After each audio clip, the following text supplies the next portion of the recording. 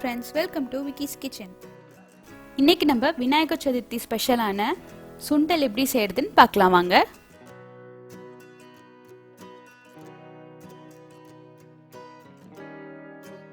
இன்னும் நீங்க என் சேனலுக்கு சப்ஸ்கிரைப் பண்ணலனா மறக்காம சப்ஸ்கிரைப் பண்ணிடுங்க. பக்கத்துல இருக்க பெல் ஐகானை கிளிக் பண்ண மறந்துடாதீங்க. ஒரு கப் வெள்ளை கொண்ட கடலையை ஓவர் நைட் ஊற வச்சு எடுத்துக்கிட்டேன். 10 ல இருந்து 12 மணி நேரம் போல ஊற வச்சுக்கலாம். இப்போ இதை நம்ம ப்ரெஷர் குக்கர்ல வச்சிடலாம். தேவையான அளவு தண்ணி சேர்த்துக்கலாம். இந்த சுண்டல் முழுகிற அளவுக்கு உப்பு எப்பவுமே இதுலயே ஆட் பண்ணிடுங்க, அப்பதான் சுண்டல்ல இறங்கி நல்லா இருக்கும்.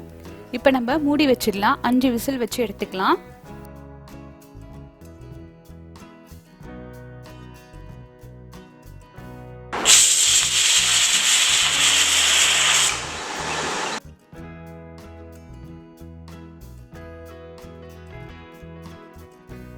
ப்ரெஷர் ரிலீஸ் ஆனதும் திறந்து பார்த்துடலாம்.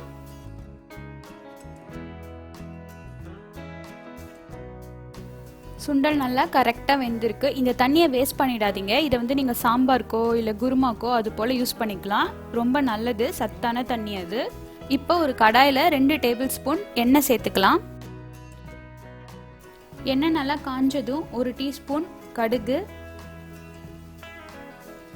கடுகு பொரிஞ்சதும் 1 டீஸ்பூன் உளுத்தம் பருப்பு,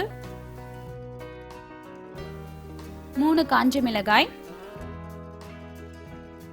கொஞ்சம் கருவேப்பிலை,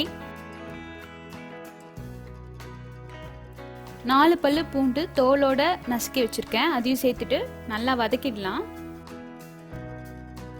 இப்ப வேக வச்ச சுண்டலை வடிகட்டி வச்சிருக்கேன், அதை உள்ள சேர்த்துடலாம். 1/4 டீஸ்பூன் பெருங்காயத்தூள். இந்த இடத்துல நீங்க உப்பு அட்ஜஸ்ட் பண்ணிக்கலாம். இப்ப நல்லா கலந்து விட்டுருங்க. 1/4 கப் துருவின தேங்காய் ஒரு 2 நிமிஷம் போல லோ டு மீடியம் ஃப்ளேம்ல இருக்கட்டும். அவ்வளவுதான், சூப்பரான சுண்டல் ரெடி. இதை கண்டிப்பா ட்ரை பண்ணி பார்த்துட்டு உங்களுடைய கமெண்ட்ஸ் என்னோட ஷேர் பண்ணுங்க. அனைவருக்கும் இனிய விநாயகர் சதுர்த்தி நல்வாழ்த்துக்கள். அன்பா சமைங்க, அழகா சர்வ் பண்ணுங்க. தேங்க்யூ.